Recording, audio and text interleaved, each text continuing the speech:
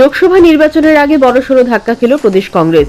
শুক্রবার বিশালগড়ের কংগ্রেস নেতা তথা মাইনরিটি সেলের প্রাক্তন চেয়ারম্যান জয়দুল হোসেন, এআইসিসির সদস্য রতন দাস এবং যুব কংগ্রেসের নেতা জেমস হক সহ 177 পরিবারের 600 জন ভোটার কংগ্রেস দল ত্যাগ করে বিজেপি দলে যোগ দিয়েছেন।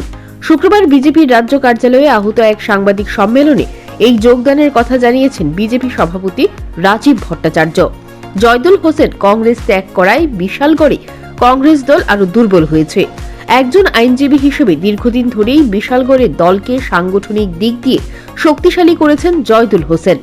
বিশালগড়ের বিধায়ক সুশান্ত দেব জয়দুল হোসেনকে বিজেপি দলে নিয়ে আসেন। যোগদান সভায় সুশান্ত দেব নিজেও ছিলেন। এর পাশাপাশি চটিলাম কেন্দ্র, রামনগর কেন্দ্র থেকেও কংগ্রেস কর্মীরা বিজেপি দলে যোগ দিয়েছেন। দীর্ঘদিন ধরে প্রদেশ কংগ্রেসের নেতৃত্ব দিয়ে এসেছিল, আজকে তাদের মধ্যে অধিকাংশ লোক আজকে ভারতীয় জনতা পার্টিতে যোগদান করছে।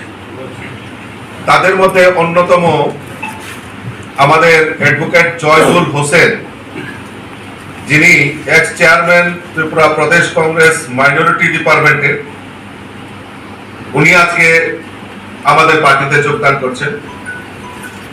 Mister Ratan Das, member AICC, উনিও আজকে আমাদের ভারতীয় জনতা পার্টিতে যোগদান করছেন।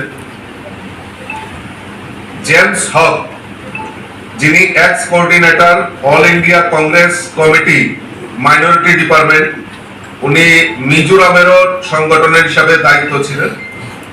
আজকে তপন সিং থেকে শুরু করে আজকে কংগ্রেসের বৃহৎ অংশের একটা গ্রুপ বড় জয়েনিং আজকে ভারতীয় জনতা পার্টিতে যোগদান করছে।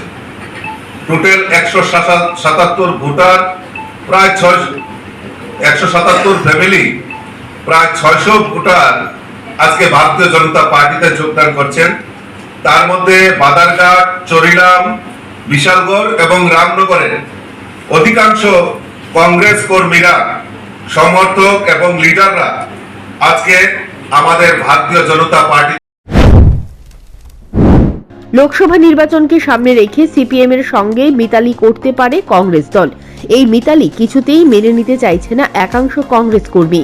তাই রবীন্দ্র শতবার্ষিকী ভবন প্রাঙ্গণ থেকে মিছিল করে বিজেপি কার্যালয়ে এসে গেরুয়া পতাকা তুলে নিলেন। জয়দুল হোসেন বিজেপি দলে সামিল হওয়ায় বিশালগড়ে বিজেপির শক্তি আরো বৃদ্ধি পাবে বলে বলার অপেক্ষাই রাখে না। Bureau report, news prime Tripura.